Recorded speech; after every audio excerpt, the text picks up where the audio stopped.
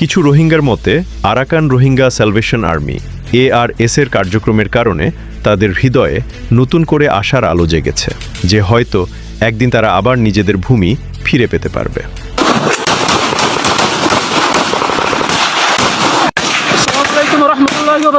অন্যদিকে RSA দাবি করেছে যে যেসব এলাকা থেকে নিপীড়নের কারণে রোহিঙ্গা মুসলিমরা নিজেদের ঘরবাড়ি ছেড়ে পালাতে বাধ্য হয়েছিল সেই সব এলাকার অনেকগুলো বর্তমানে আরাকান আর্মি এর দখলে রয়েছে।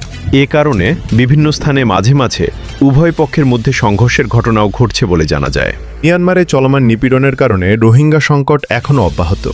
মিয়ানমার সরকারের নিপীড়ন ও অত্যাচারের কারণে 2017 সালে প্রাণ বাঁচাতে প্রায় 12 লক্ষেরও বেশি রোহিঙ্গা মুসলিম বাংলাদেশে আশ্রয় নিতে বাধ্য হয়েছিল।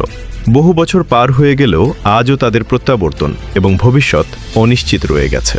তারা কবে আবার নিজেদের মাতৃভূমিতে ফিরে যেতে পারবে এই প্রশ্নের স্পষ্ট উত্তর এখনও পাওয়া যায়নি।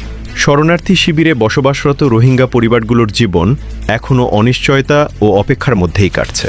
দৈনন্দিন জীবনের কষ্ট, সীমিত সম্পদ এবং ভবিষ্যৎ নিয়ে অনিশ্চয়তা তাদের জীবনকে আরও কঠিন করে তুলছে। উখিয়া থেকে প্রাপ্ত তথ্য এবং প্রত্যক্ষদর্শীদের প্রতিবেদনের মতে মিয়ানমারের বিভিন্ন এলাকায় এখনও রোহিঙ্গা মুসলিমদের পরিস্থিতি উদ্বেগজনক বলে জানানো হয়েছে।